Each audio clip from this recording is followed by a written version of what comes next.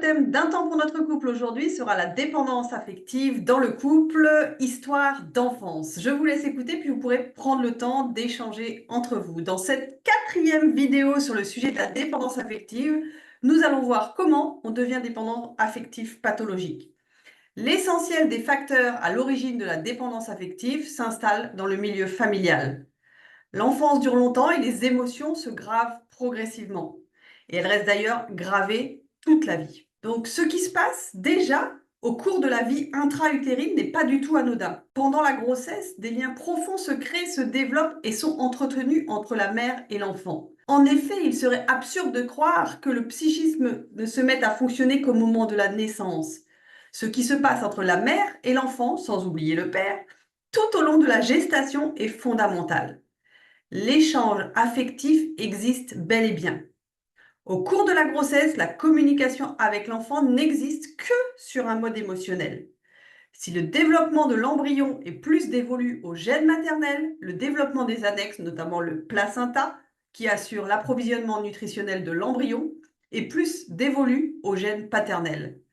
Cela confère au père un rôle essentiel dans la survie même de l'enfant en gestation. À la naissance, l'enfant est brutalement transplanté dans un monde nouveau, exilé de la matrice maternelle. Le fait même de naître constitue l'une des épreuves les plus pénibles de sa vie. Une épreuve qui restera gravée en lui pour toujours, sans qu'il en ait conscience. Lorsque l'enfant ne reçoit pas immédiatement les marques d'amour de sa mère et de son père, par exemple quand il est mis en réanimation ou en couveuse pour des raisons médicales, l'angoisse de séparation peut se graver dans la mémoire du nouveau-né. Cette angoisse risque d'être réactivée plus tard à chaque séparation. Si les parents sont heureux, le bébé sera rassuré. Toutes leurs émotions agréables ou douloureuses sont ressenties par le nouveau-né. Et lorsque la naissance n'est pas un événement heureux, l'enfant ne peut pas s'en défendre. On sait aujourd'hui que l'instinct maternel n'existe pas. Qu'il s'agisse de la mère ou du père, il convient de parler de fonction parentale. Donc on va voir d'abord la fonction maternelle.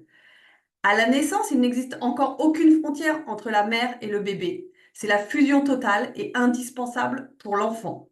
Cette symbiose est ce que recherchent toute leur vie les dépendants affectifs pathologiques.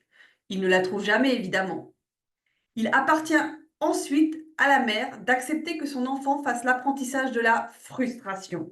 Sinon, il aura du mal à devenir plus tard autonome. Grâce aux frustrations ressenties, il pourra quitter très progressivement, au fil des années, la totale dépendance.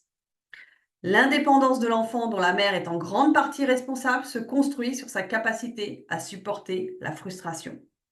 Maintenant, nous allons voir forcément la fonction paternelle. Elle consiste à veiller à ce que la mère n'accapare pas son petit. Il ne limite pas sa propre vie à son rôle de mère. Le retour à la féminité de la mère, initiée et aidée par le père, est d'autant plus important qu'il fait comprendre à l'enfant qu'elle est sa mère, certes, mais aussi l'épouse ou la compagne de son père. Ce qui va aussi dans le sens du nécessaire apprentissage de la frustration. Alors maintenant, on va parler du sentiment de sécurité dans la petite enfance.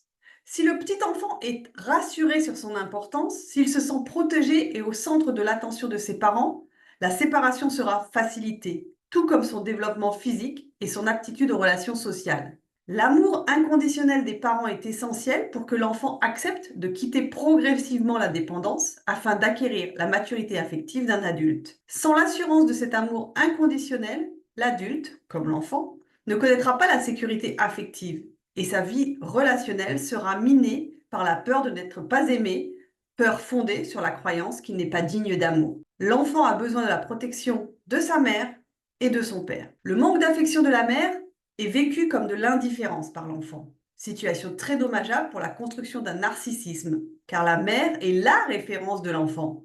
Il est aimable si elle le trouve aimable, c'est-à-dire digne d'être aimé. Lorsque la mère est surprotectrice, elle ne facilite pas la construction de l'autonomie de l'enfant. Tout faire à la place de son enfant va empêcher ce dernier d'acquérir, les années passant, une confiance en lui nécessaire pour avoir envie de quitter la confortable mais dommageable dépendance. La symbiose de la maman avec son tout petit, si elle est nécessaire pendant quelques mois, doit laisser place petit à petit à l'installation du jeu de l'enfant. Sinon, il n'éprouvera même pas l'envie ou la volonté d'être lui-même, spontané et authentique.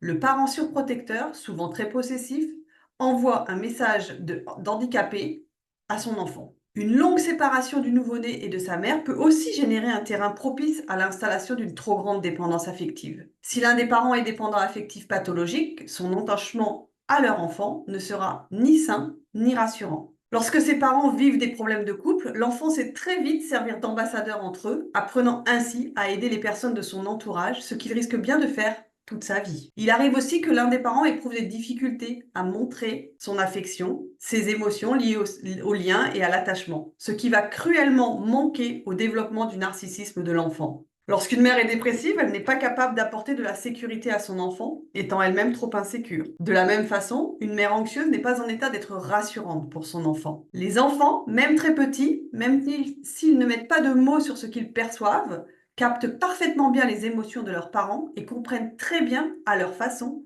les situations. Il existe donc bon nombre de facteurs qui peuvent entraîner une prédisposition à la dépendance affective pathologique. Je vais parler maintenant des besoins de l'enfant. Un enfant a besoin de marques d'amour fréquentes et adaptées et d'un cadre sécurisant. Un enfant a besoin d'un amour inconditionnel.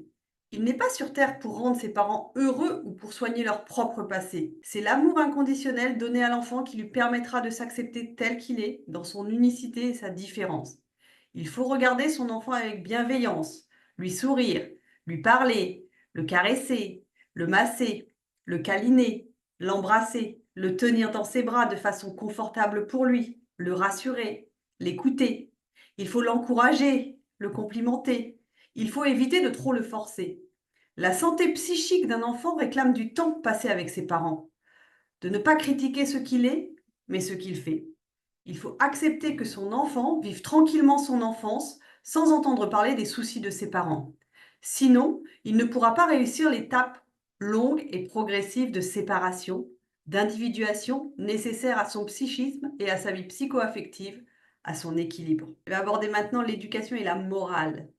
Les méthodes éducatives évoluent, mais les grandes vertus enseignées aux enfants restent globalement les mêmes. L'égoïsme a toujours eu très mauvaise presse car il faut toujours être bien gentil. Mais qu'est-ce qu'un enfant bien gentil? Dans la bouche des parents et des éducateurs, il s'agit d'un enfant soumis qui dit oui à tout et d'humeur égale. Plus tard, quand il sera adulte, il ne saura pas ce qu'il peut lui faire plaisir, il ne connaîtra pas ses désirs et s'attachera à satisfaire ceux des autres.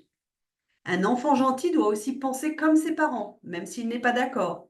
Lorsque devenu adulte, on lui demandera ce qu'il pense et il n'osera pas parler. Un enfant gentil n'a pas le droit de penser à lui, de faire quelque chose pour lui. C'est égoïste de penser à soi. L'éducation est faite d'interdits plus que de permissions. Elle érige des règles qui sont de véritables carcans non adaptés à l'enfant, sans possibilité d'évolution selon leur âge, car trop rigides. Pourtant, disait Françoise Dolto, les parents n'ont que des devoirs vis-à-vis de leurs enfants. Et s'il n'est évidemment pas question qu'ils fassent preuve de laxisme, ils auraient tout intérêt, pour être de bons parents, à s'assouplir.